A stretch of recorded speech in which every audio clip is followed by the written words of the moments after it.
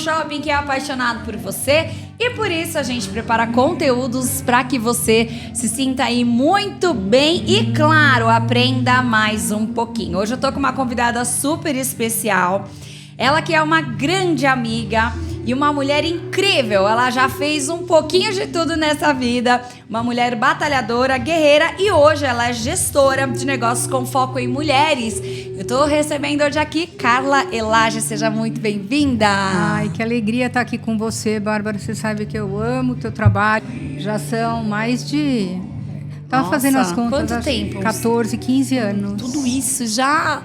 Tudo isso. Não, me arrepia até. Nossa, que a gente fez algumas coisas, né? E assim, admiro muito o teu trabalho, admiro muito a tua força, a tua voz, então, é algo assim que é angelical, né? E eu realmente agradeço muito a oportunidade de estar aqui com você hoje. Me faz muito feliz. Ai, que bom. Pra gente também é uma alegria muito grande, porque eu sei que você tem muita experiência, né, na sua carreira. Eu sei que você é fono de formação, né, fonoaudióloga de formação, mas tem muita coisa aí, né, que essa mulher já construiu. Então, já foi chefe de cozinha, já trabalhou na área de design, né, já fez abertura de franquias, tem muita bagagem aí para você compartilhar com a gente. Então, primeiro de tudo, né, eu acho que a gente está nesse mês das mulheres, eu quero que você me fale qual que é o desafio que você encontrou por ser mulher dentro de todas essas áreas que você já transitou.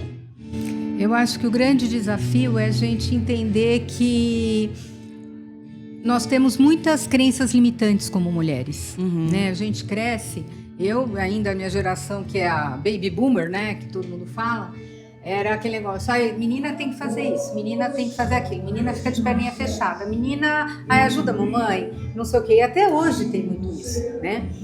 E muitas vezes nós temos aquela coisa, você parece um moleque, você não para. Porque você isso, você aquilo. E a gente vai criando, né, essas cascas que vão nos fechando para o mundo. E na hora que nós vamos para o mercado de trabalho, é uma coisa tão difícil, Bárbara, porque a gente precisa tirar todas essas cascas para nós termos sucesso. Então, eu acho que esse é o nosso maior desafio como mulheres hoje. É tirar as nossas cascas, as nossas limitações emocionais e entender que a gente pode sim, a gente pode qualquer coisa, desde que a gente se treine. E tudo isso, né, essas cascas todas, podem ser tiradas através de treinamento, através de autoconhecimento, de autogestão, de realmente a gente entender o quanto é importante nós gostarmos de nós mesmas, né? A primeira coisa eu acho essa, é eu me amar mais do que qualquer outra pessoa, tanto que, né, um dos mandamentos, né, de Deus, né, da Bíblia, é assim, ama o outro como a você mesmo, mas não mais que você. E muitas vezes nós como mulheres, nós somos ensinadas a amar mais o outro, né? Porque a gente tem que amar mais o filho, porque é aquela coisa, né? Porque você está numa dificuldade financeira, você pega o peito do frango e dá pro teu filho e come o osso. É verdade. Mas não é verdade. A ideia é, pega o peito do frango, divide, ensina para ele que ele tem que dividir também. Então, são várias questões aí que a gente vai trabalhando e vai entendendo, né? E esse é o meu trabalho hoje, é fazer mostrar para mulheres o caminho que eu fiz de autodescoberta, autoconhecimento, autotransformação. E eu acho que a gente está num momento muito bom, né, assim, da nossa sociedade. Claro que existem ainda muitas coisas para melhorar, mas um momento muito bom onde a mulher ela tem encontrado lugares, espaço cada vez mais. Só que muitas vezes a mulher, quando ela vê que ela tem aquele espaço, ela fica com medo, porque é aquilo que você falou, ela sempre teve essas crenças de que a mulher ela tem um limite. Como é que essas mulheres podem encontrar um caminho para quebrar essas crenças e perceber que o limite não tem limite, o céu é o limite? Sim, é muito louco, né? Mas eu trabalhando muito com mulheres, fazendo muita mentoria de liderança, protagonismo, comunicação, né? Porque como que eu vou transmitir tudo isso para o mundo, né? E para mim mesma, porque a primeira pessoa para quem eu tenho que transmitir todas essas coisas é para mim. Eu tenho que primeiro me amar, eu tenho que primeiro trazer para mim isso para daí eu ir para o mundo. E assim, nós somos acostumadas, né, desde crianças, a brincar de boneca. Né? Tem algumas meninas que jogam, que são mais que são mais competitivas, né? Que fazem esporte e tudo. Mas, no geral, a menina, até hoje, né? Eu acho que é um erro muito grande para quem tem filha, #fica a dica. Aquele negócio, né? O menino tá no celular, ele não tá vendo o Instagram, ele não tá vendo joguinho bonitinho, não sei o quê. O que ele tá fazendo? Ele tá competindo no videogame, né? Que seja na rua jogando futebol, que seja qualquer coisa. E o que acontece na hora que ele entra pro jogo? Ele quer ganhar. Ninguém entra num jogo para perder, certo? Então, daí, menino aprende o quê? A dar pancada, a se jogar em cima do outro, a jogar o outro no chão para conseguir fazer o gol. E nós, mulheres, nós não aprendemos isso. Então, é muito difícil a gente entender que a primeira coisa é a gente aprender a ser competitiva. É nos colocar na frente do outro. Sou eu que tenho que ir para fazer o gol, né? Então, eu acho que isso é a primeira coisa. E como também levar isso, né, de uma forma não agressiva, que não me machuque como ser humano, como mulher. Porque, assim, homem, quando a gente está falando... Eu, durante muito tempo, fiz também coaching e treinamento para homens. Hoje, eu estou voltada só para mulheres. Mas, por exemplo, tinha alguns clientes meus que olhavam assim, por exemplo, eu preciso de 5 skills, né, 5 competências para uma determinada vaga. Ou para uma determinada reunião que ele vai participar e que ele estava inseguro, como que ele vai comunicar aquilo que ele quer, enfim. Se ele tivesse 3, para ele estava tudo bem. Eu tenho 3. Consigo dar conta. Mulher é assim, ela tem que ser perfeita nas 5. É complicado. E aí é que a gente perde. Porque na hora que ela entra numa disputa de espaço, ou com um homem, ou com outra mulher, se ela olha para uma mulher, que nem eu sou muito baixinha, né? Se eu olho para uma mulher, e sou velhinha hoje, né? Eu já estou na terceira idade, gente. Nossa, olha ela, gente, então, tão linda. Mas assim, é complicado na hora que você olha uma mulher linda, alta, né? Que você sente que ela é empoderada porque ela tem uma autoestima que mostra que ela se ama. E pego eu ali. Aí eu olho e faço assim, será que eu vou? Aí eu tenho que pegar, pensar e falar assim, Carla, você pode, você isso, você aquilo, nanana. Daí eu venho com todo o meu treinamento interno e eu falo, não, eu vou, né? E muitas vezes isso acontece muito durante o dia, durante várias situações que a gente tem no dia a dia, né? Muitas vezes, para mulheres que trabalham com vendas, o que acontece? Elas perdem a venda porque elas se escondem atrás daquele cliente. Elas se escondem atrás do produto. Só que quem é o protagonista nessa hora da venda? Sou eu.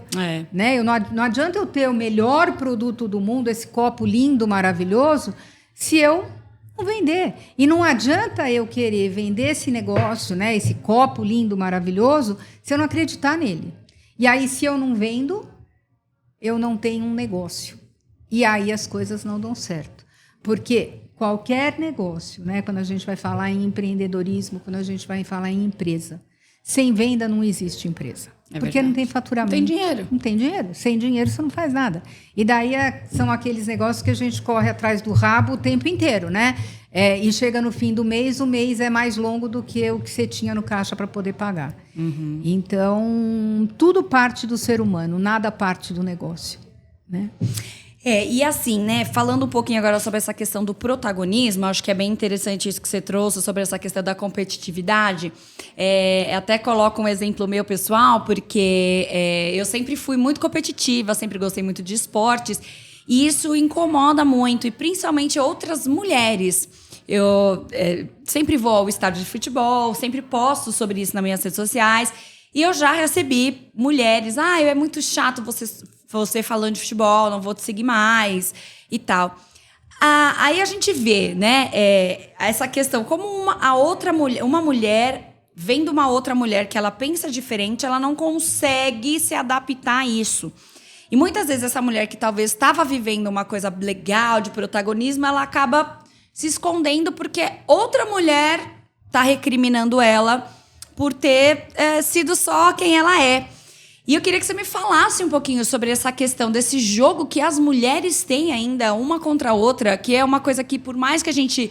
Mulheres incentiva mulheres, tem muitos projetos e tudo, mas ainda a gente vê que existe uma resistência muito grande pelas próprias mulheres, né? De aceitar a condição da outra, de aceitar o poder da outra, né?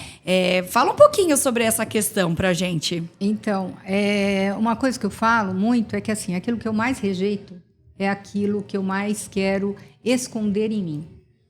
E é algo que eu não me sinto capaz de. Porque se você não tem isso dentro de você, tá tudo bem. Né? Tá tudo certo. Agora, quando você tem isso dentro de você... Ó, me arrepia, tô arrepiada aqui. Você tá mesmo? São coisas assim que eu tive que lidar muito comigo, né? Eu tenho algo dentro de mim, mas que eu pego nessas crenças limitantes, nessas questões desses pensamentos tóxicos. Gente, pensamento tóxico, então, é um suicídio pessoal. Fatal, né? Fatal, é fatal. Porque ele não te deixa pensar em outras coisas. E se eu tenho algo em mim que eu rejeito, mas eu admiro, e assim, rejeito por quê? Porque eu tenho crenças limitantes, eu tenho uma cultura familiar, eu tenho uma cultura, muitas vezes, do meio aonde eu fui criada, né, da religião que eu pratico, da religião que vem para mim. Então, o que acontece? Eu tenho isso dentro de mim, eu tenho essa competitividade, nossa, eu adoro futebol, eu adoraria ir no estádio, né, que nem você falou. Só que, assim, eu vou ser julgada pelos outros. Então, o que eu faço? Eu pego e abafo isso em mim. Uhum. Só que eu vejo isso no outro. E aí, uma forma de eu me sentir poderosa ou de eu justificar a minha insatisfação é eu te atacar. Então, na verdade, a gente tem que tomar muito cuidado com isso, porque aquilo que nos incomoda é aquilo que está latente lá dentro. Não é algo que você rejeita. É algo que é no outro. É algo que você não quer deixar florescer dentro de você. E muitas vezes, né? Porque vai parecer... Na minha época, né? De novo falando, eu era assim. Porque você é um moleque. Porque você parece um moleque. Porque você não para. Porque você é isso. Porque você é aquilo.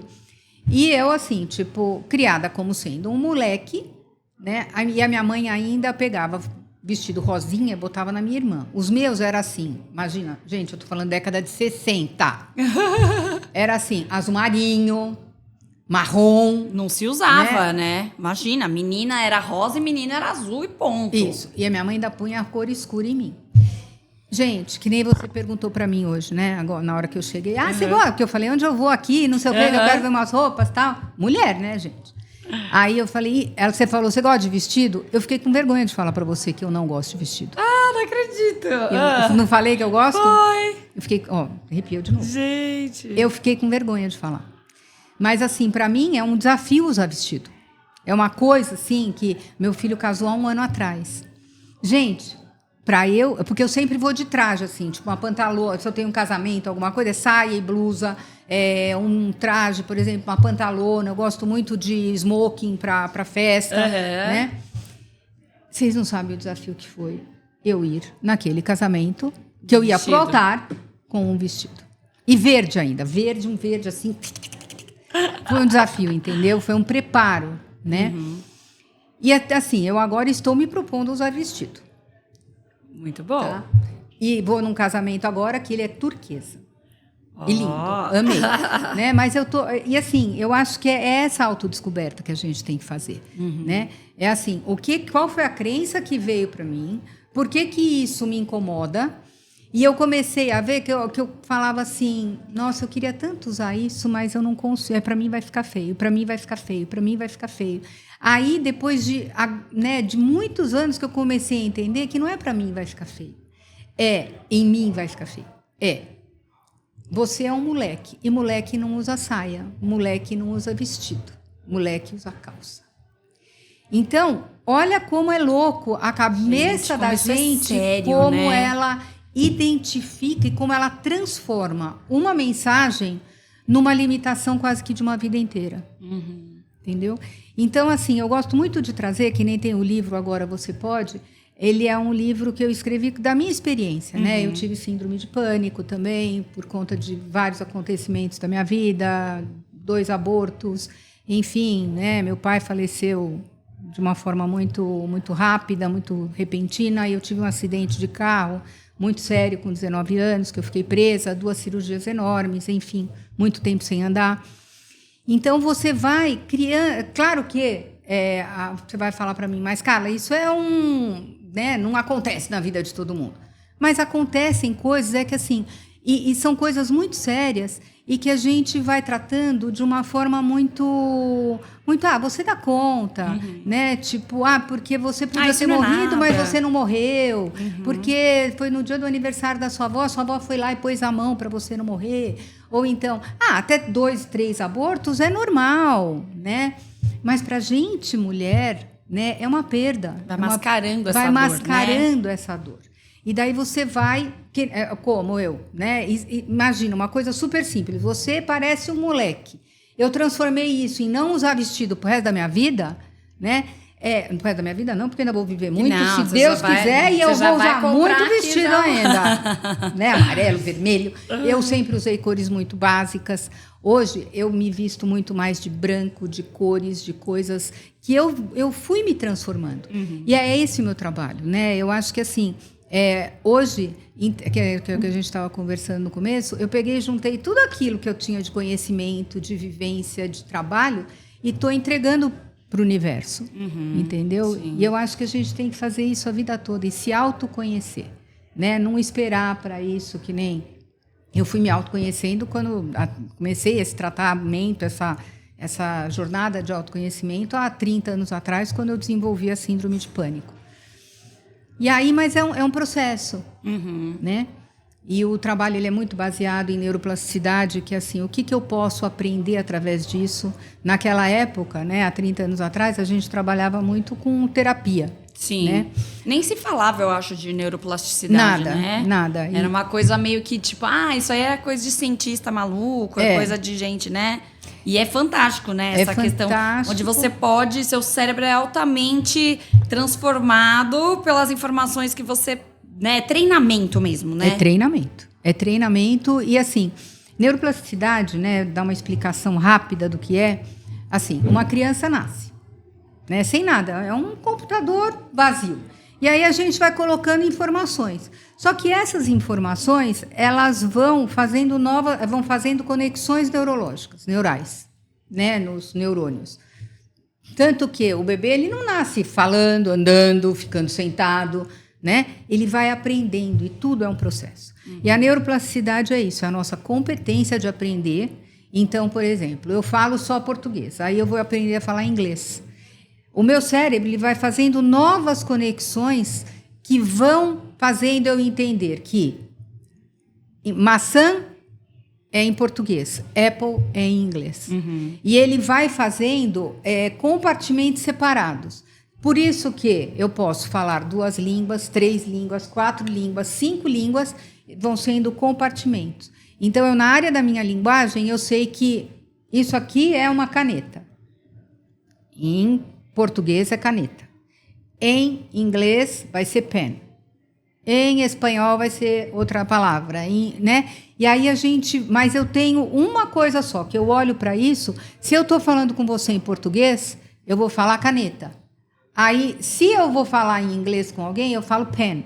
E aí, é essa a neuroplasticidade. São várias conexões, como se fossem galhos de uma mesma árvore, né? E esses galhos, eles vão tendo conexões e a gente vai aprendendo.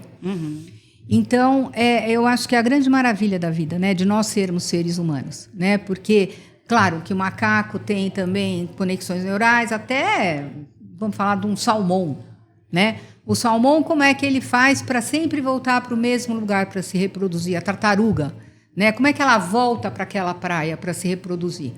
Ou para pôr o ovinho, ou para qualquer outra coisa.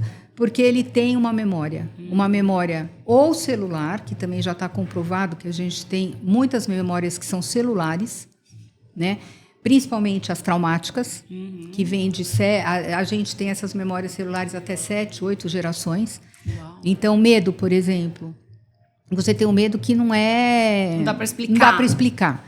Provavelmente, nós somos, né, herdeiros de povos que guerrearam demais, com muita dor, com muita morte, né? Ou escravos que vieram. Eu tenho medo de cachorro, não sei por quê. Então. Não dá para explicar. Nunca fui mordida, nunca aconteceu nada, mas tenho medo. Ou falaram alguma coisa para você lá atrás e você criou essa crença limitante que está inconsciente, no teu subconsciente, ou é uma memória celular. Caramba. Por exemplo, a gente vai falar de genética, né? Você tem uma filha. Sim. Você reconhece alguém da sua família na sua filha com alguma coisa, com algum gesto? Muito, principalmente eu, né? Ela tem muito de mim, mas tem também alguns gestos que parece a avó. Tem assim, essas camadas assim. Então, isso também é memória celular. Porque assim, a gente traz a memória genética. Então, ela tem o seu olho, ela tem a sua carinha, ela tem a não sei o que do pai, a unha da avó. Mas, por exemplo, na hora dela pegar alguma coisa, você fala, nossa, o meu filho mais novo, ele pega igualzinho o meu avô pegar amendoim, assim. Gente. Ele não conheceu o meu avô. Como é que esse movimento é igual?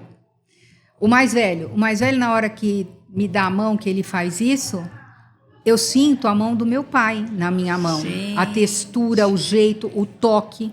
E ele não conheceu o meu pai. Então, assim, são várias coisas que são memórias celulares. Então, o ser humano, ele é tão complexo, ele é tão cheio de camadas e de coisas, né? Que, assim, para mim é fantástico. Porque eu estou estudando demais isso cada vez mais, é um negócio que me encanta. Trazer isso, né, para as mentorias, para os eventos, para as palestras, eu acho que é uma coisa, para os podcasts, né? Eu acho que eu estou, na verdade, alcançando pessoas que eu jamais alcançaria, Sim. né? Mas que, assim, tipo, são aquelas pílulas, assim, vou olhar para isso, vou olhar para aquilo, o que eu posso mudar aqui, o que eu posso fazer de diferente para me reconstruir. Você acha, por exemplo, que uma mulher que ela se olha e ela fala assim, eu não tenho perfil de ser líder, eu não tenho perfil de ser uma empreendedora, através dessa mudança de mentalidade, ela consegue alcançar esse lugar? Se ela está fazendo essa pergunta, é porque ela tem lá dentro dela essa vontade. Senão ela não vai fazer essa pergunta. Que é aquilo que eu te falei. A gente se engana o tempo inteiro. O nosso sistema nervoso, o que ele faz? Ele cria hábitos. O que é hábito? É aquilo que eu faço todos os dias e que economiza a minha energia na hora de pensar. Então, por exemplo, eu saio da minha casa e eu estou indo para casa, vou gravar um podcast com a Bárbara. De repente, eu era para entrar à direita e eu continuei reto, por quê? Porque é o caminho que eu vou para aula de ginástica, para casa da minha mãe. Acontece com você? Sim. Aí o que acontece? É o hábito. E o meu cérebro, o que ele faz? Ele é mais fácil ele tornar o hábito do que ele fazer o caminho diferente. Então, muitas vezes, a gente vai criando esse hábito do quê? A minha crença limitante fala assim, isso não é para você. Porque alguém falou que você ia casar, né? Ia ter filhos, né? Porque toda mulher ainda, mesmo no século XXI, tem aquela coisa, porque vou casar. Seja qual a escolha dela como pessoa sexual, o que for, mas eu quero ter um núcleo familiar. Uma família. Né? E aí, na cabeça dessa mulher, ela tem essa crença e ela criou um hábito. Qual é o hábito? É procurar focar em alguém que vá me fazer construir esta família. E aí, para eu ser essa mulher que vai construir a família, eu tenho que ter dinheiro. Então, eu começo a trabalhar num determinado lugar que eu estou lá confortável, né? Eu estou na minha zona de conforto. O dinheirinho entra todo mês. Se eu arrumar esse companheiro, essa companheira para eu casar, tá tudo certo. Eu vou comparecer com a minha parte. Tá bom, assim? Para algumas pessoas tá ótimo.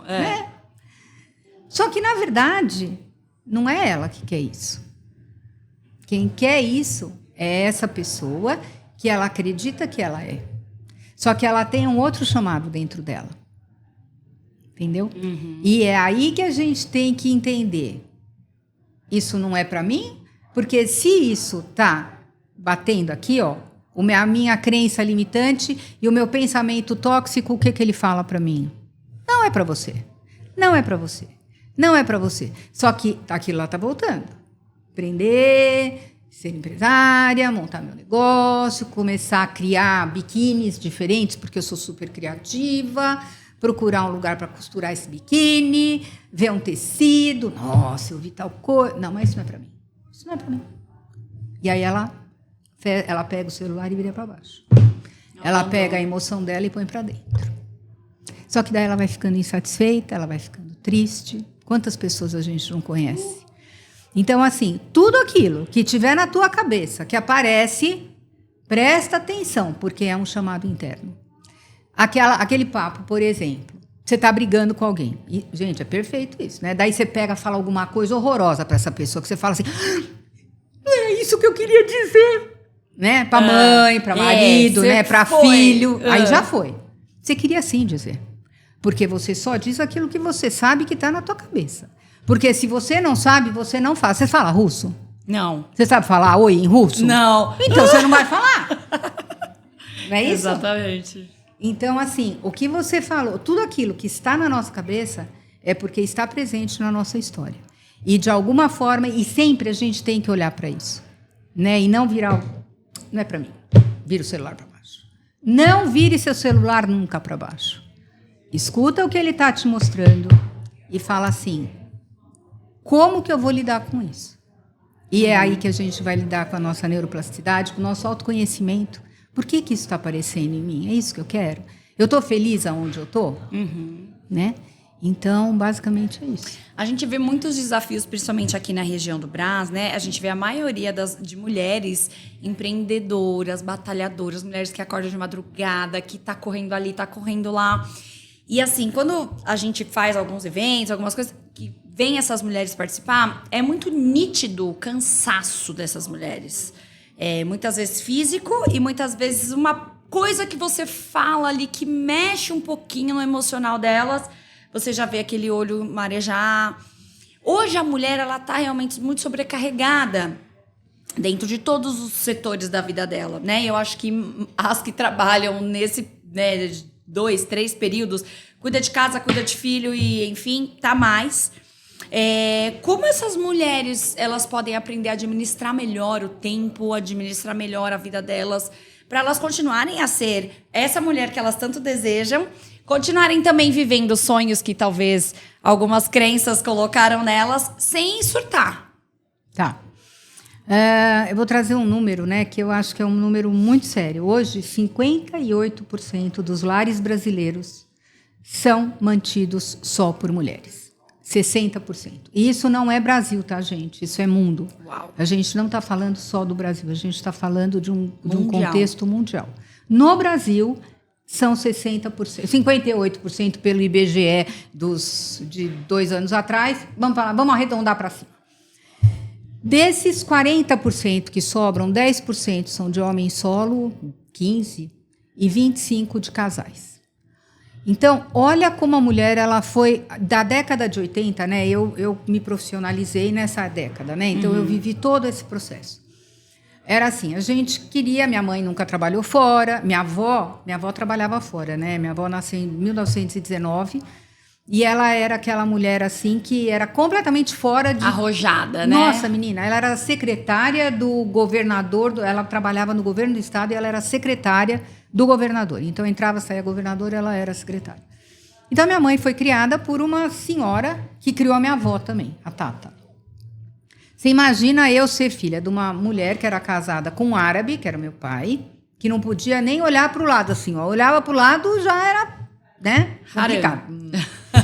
E era neta dessa mulher que ela era minha ídola, né? Porque assim, ela não cozinhava, ela não arrumava casa, ela cuidou depois, né, do meu avô, na velhice e tudo, mas assim, a história dela era completamente diferente. A minha avó ia contar a história dela, não, porque quando eu fui secretária do fulano de tal, e ela sabia o nome de todo mundo, sabe? Assim, falava nome, sobrenome, né? Humberto Martins da Fonseca. Eu botava até o CPF do cara, acho que junto. Então, assim, para mim foi uma coisa, um aprendizado muito grande, né? E na época, ela colaborava muito com meu avô, porque meu avô também trabalhava em cartório. Então, eles tiveram, né? O meu avô falava muito que eles conseguiram ter uma vida muito melhor porque ela colaborava em casa. Meu pai foi um mega executivo, tudo mais, e então minha mãe não trabalhava. Né? Então, eu tive essas duas realidades na minha casa. E aí veio a década de 80, onde a mulher foi para fora de casa, né? E a gente foi vivendo toda essa transformação. Por exemplo, eu, para trabalhar, se eu pego fotos minhas, né, da época da empresa de decoração, ou mesmo como chefe de cozinha, tudo, eu sempre estava vestida de preto. Se eu ia numa reunião, eu punha um terno, né, eu tinha que sempre parecer um homem. É que para mim era fácil. Você lembra que eu não usava vestido, não usava cor. Então, para mim, estava tudo ok. Tudo certo. Né? E quando eu comecei a fazer esse trabalho, que eu comecei a querer entender como é que eram as lideranças das mulheres, eu peguei amigas conhecidas minhas que trabalhavam e que a maior parte delas estava mudando, já estavam na faixa dos 50 anos e trocando de parte profissional. E o que elas falaram? Uma das perguntas era: que tipo de roupa você usa? Né? Que a gente fez todo um mapeamento para entender como é que era a liderança feminina. Assim, o maior contexto era me vestir como homem, minhas roupas todas. Quando eu parei de trabalhar, eu tive que reformar meu guarda-roupa inteiro, porque eu só tinha roupa preta, marrom, azul marinho, camisa branca, né? Que era o mesmo tipo de roupa que eu usava. Enfim, então a gente acabou se masculinizando para competir, ao invés de entender que homem e mulher é que nem yin e yang, né? Na empresa também. Qualquer pessoa com quem eu vou trabalhar, eu tenho que me compor com essa pessoa. Né? Eu tenho que ter uma harmonia, porque senão não dá. E o que aconteceu ao longo dos anos é que a mulher ela foi cada vez mais assumindo responsabilidades. Né? A ideia, quando a gente saiu para fora para trabalhar, era a mesma ideia da minha avó. Né? Vamos aumentar nosso patrimônio, as crianças hoje estão na escola, é tranquilo. Com o tempo, começaram a haver vários comportamentos que foi dando maior responsabilidade para a mulher e o homem foi saindo do contexto. Né? São problemas governamentais, são problemas judiciais, que eu não vou entrar nessa discussão, porque não é minha, né? Mas a gente foi, né, assumindo. Por quê? Porque eu me separei, o meu marido deveria dar pensão, mas não dá. Daí se eu deixo ele preso, pior ainda, porque daí ele nem para sair com meu filho não sai. Então, assim, a mulher começou a ficar num contexto que ela foi um no way out, né? E aí a gente, então, hoje, que nem você falou, nós temos muitas jornadas, né? Eu falo de 4 jornadas. Eu, pessoa, que eu tenho que me cuidar, fazer ginástica, tá bonita. A mãe, trazer dinheiro para casa e cuidar da casa. Né? São as 4. Daí tem pessoas que falam para mim, imagina, cara, tem muito mais, porque daí tem o marido, tem o amigo, tem o não sei o quê, o sair, o ver, o voltar, né? Sim.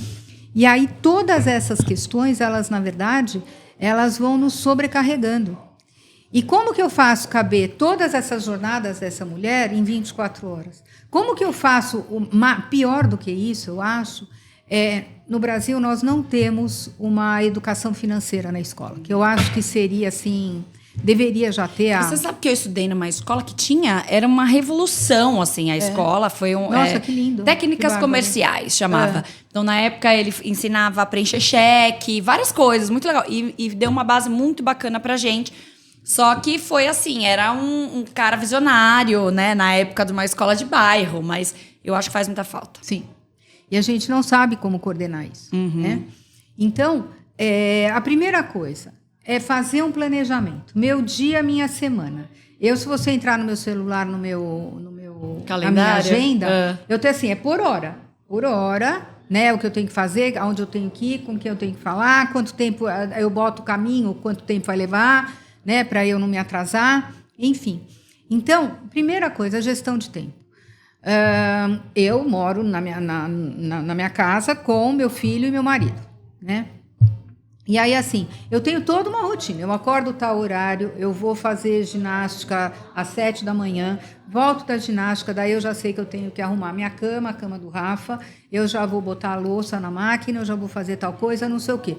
Às 8h30 da manhã eu já estou de banho tomado e pronto para começar meu dia. Às 9 horas começa meu trabalho. Então, assim, ter noção do tempo, fazer um planejamento. Quanto tempo eu demoro para arrumar a cama? Outra coisa, ter uma rede de apoio. O que é rede de apoio? O teu filho tem que te ajudar. Né? Aquele negócio, você entra no quarto da criança ou do adolescente, que é pior ainda, e parece que passou um carnaval lá dentro, né? Um furacão. Não. Que ser humano que você está criando para o mundo? Né? O que você está educando o teu filho? A ser um bagunceiro. Só que daí, se ele é bagunçado no quarto, a vida dele também cognitiva é uma bagunça. Porque a gente é fora o que nós somos dentro. Não sou dentro o que eu sou fora. Eu sou fora o que eu sou dentro. Então, organização. Primeira coisa. É assim, dobra a tua roupa. Como é que vai dobrar a roupa? Mãe, não sei dobrar a roupa. Senta com ele e ensina. E outra coisa. É água mole em pedra dura, tanto bate até que fura. Como que eu aprendo? Criança aprende como? Vai andar. Sua filha, quando começou a andar. Primeiro, ela tem que ficar em pé. Quantas vezes ela ficou em pezinho e caiu de bunda? Que graças a Deus que criança usa fralda. Né? Quantas vezes? Várias. Aí, de repente, ela... Linda, você ficou... Aí você pega e puxa pela mão. Da primeira vez que você vai deixar ela dar o primeiro passo, ela, cai. Aí ela levanta e cai. Ela tenta dar o passo e cai. Até a hora que ela dá o primeiro passo. Aí ela dá o segundo. Aí ela aprende a andar, aí ela planeja correr. Mas tudo é um processo. Então, assim... Ai, que saco de novo essa bagunça no quarto dessa criança. Porque você... Você destruiu tudo que você ensinou ontem. Então, é assim, é a repetição que vai fazer o aprendizado. Para qualquer pessoa. Se eu quero aprender que isso aqui, this is a pen, em inglês, eu vou repetir 50 vezes, até eu saber. 2 mais 2 são 4. Quantas vezes a gente não fez a tabuada para aprender que 2 mais 2, 2 vezes 2 são 4, 2 vezes 3 são 6? Muitas vezes. Não foi uma. Então, e a gente acha que o nosso filho, ou a pessoa com quem a gente vive, ou qualquer outra coisa do gênero, que ele vai aprender a fazer tudo do jeito que a gente quer na hora que a gente dá um comando. Esquece. E na hora que você briga, você perde tudo aquilo que você já conquistou. Nossa. Né? É um desafio, né? É um desafio na nossa vida, num contexto geral, em todas as áreas. E ser mulher, ainda mais. E aí trazer isso também para a vida financeira. Planejamento. Do mesmo jeito que eu vou planejar o meu dia. Das 6 às 6h15, eu vou levantar, vou escovar dente, vou não sei o quê, e vou pegar o Pepe, o cachorro. Que eu também ando com o cachorro. Vou dar café da manhã pro Pepe. Que ele come ovinho de manhã. Então, ovinho do Pepe. Aí o Pepe comeu um ovinho, aí eu pego e falo, não, agora eu vou sair para ginástica, porque eu vou a pé na ginástica, eu tenho que sair às 7 horas, eu tenho que sair às 10:50, porque eu vou a pé. E é 10 minutos da minha casa. Então, daí cheguei na ginástica. Às 7h45 acabou a ginástica, que eu levo mais 10 minutos para voltar. Às 8 eu estou em casa. Das 8 às 8h30 eu vou andar com o Pepe. Entendeu? Então, assim, tudo, e cada dia é uma coisa, porque tem dia que eu vou andar com o Pepe, tem dia que é o Luiz. Dividir função, gente. Dividir com o marido. Isso é importante, demais. E outra coisa, e assim, ninguém vai morrer, né, de fazer. E outra coisa, a vida financeira é a mesma coisa. Esse mesmo planejamento que eu tenho, eu tenho que ter para minha vida financeira. Quanto que eu vou gastar no aluguel, quanto que eu vou gastar no supermercado, quanto que eu vou... Uma forma muito legal, né? Até a gente tem, eu te falei que eu tenho meu programa Ela Líder, que é assim... são várias mentoras que cada uma fala de uma determinada área e a Nívia que fala da parte financeira. E fui eu que montei o negócio, né? E assim, Nívia, eu quero que você pegue o papelzinho, se você vai pegar grão de arroz, grão de feijão, grão de bico, copo, não sei. Mas assim, eu ganho R$3.000 por mês. Eu vou pegar esses 3.000 grãos, que é mais ou menos um potinho assim, tá? 3.000 grãos. Aí eu vou gastar R$1.000 no aluguel. Pega lá 1.000 grãozinhos e põe. Eu gasto tanto... Porque, assim, o ser humano ele é muito visual. Totalmente. Então, se eu entendo o quanto que eu gasto em cada coisa, e aí, assim, eu vou pegar, vou começar, então, a entender... O que eu tenho de volume de dinheiro para cada coisa. E aí me dá vontade, sabe o quê? De ir naquele dia, né? Eu fui num evento para mulheres, ou então me convidaram para ir em algum lugar, e tinha um batom maravilhoso que custava R$100. Eu não tenho noção do quanto eu tenho no mês para comprar aquele batom. E aí ferra tudo. Acaba com o meu mês. Só que daí ela vem aqui nesse dia desse evento que você falou e ela não tem dinheiro nem para vir de ônibus. Ela teve que vir a pé. Chega aqui estressada, ou pegou carona, ou teve que pegar dinheiro emprestado com alguém, porque ela tem que vir no evento, não sei o quê, para ela é bom. E aí ela chega aqui, você toca num pelinho dela, assim, bem pequenininho. É o bastante para ela desmoronar. Você entendeu? Olha, que papo gostoso, gente. Mas assim, né, nosso tempo também já foi, mas obrigada, Carlinha. Antes da gente ir embora, eu quero fazer a minha última pergunta, a pergunta que eu faço para todos os meus convidados aqui. Como é que você gostaria que a Carla Elage fosse lembrada pelas pessoas? Como uma pessoa que ajuda outras pessoas a se transformarem. Eu acho que é isso. Eu acho que é a minha missão hoje, sabe? É realmente trazer através de tudo isso que eu falo, né? Que assim, eu me transformei, né? Porque a vida de ninguém é fácil, né? Mas a gente pode ser feliz. E hoje eu tenho uma paz, a gente se conheceu na igreja, Sim. Né, nós duas. E naquela época que a gente se conheceu, eu estava talvez numa das piores fases da minha vida.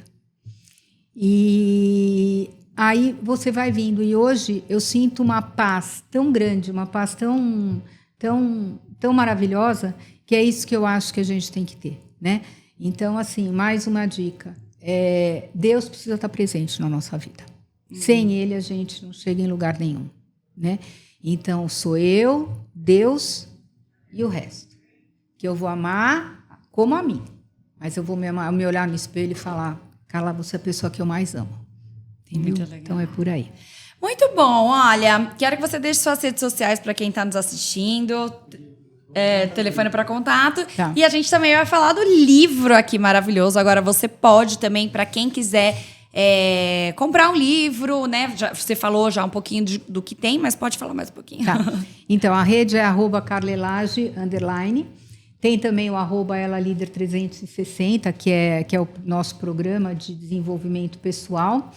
E o meu telefone é o 11 996568549. Eu respondo para todo mundo que entra em contato pelo WhatsApp. Vai ser o telefone ligar, não, gente, não liga, porque eu caí numa rede agora que me ligam 100 vezes por dia. E é para pegar IA para voz. Então, eu não estou mais atendendo o telefone que não está cadastrado. Tá? Mas podem mandar WhatsApp que eu vou responder com todo prazer. E o Agora Você Pode, ele é um livro que eu escrevi porque eu tive também... eu achei que eu deveria compartilhar, né, todo esse meu conhecimento. E é um livro mão na massa, onde eu convido as pessoas que forem ler a realmente fazerem esse processo além de autoconhecimento, de neuroplasticidade. Então, treinamento, a escrita terapêutica, a gente usa muito a escrita terapêutica, porque ela é fantástica. Ela é fantástica porque ela traz coisas do nosso subconsciente para o nosso consciente. Então, quando eu escrevo, eu ativo 26 áreas cerebrais, quando eu digito, só 8. Então, eu parto de todos esses processos, de todas essas diferenças para a gente realmente, né, ter um caminho, né, mais rápido. Eu subi uma escada, não de 2 em 2 degraus, mas eu consegui subir, em vez de demorar 1 ano para subir um degrau, não, eu vou subir em alguns dias. Então, esse livro é um convite para autoconhecimento, mas muito através da neuroplasticidade, exercício mão na massa. Eu, no começo, já falo, pega um caderno e uma caneta. A gente precisa, sabe aquele negócio de diário de antigamente? Muito legal. Tenha um caderno sempre do teu lado. Muito legal. Bom, gente, olha, a gente fica por aqui. Esse foi mais um podcast, nosso coração do Brás, o shopping que é apaixonado por você, o Shopping VHT. Um beijo para vocês e até breve.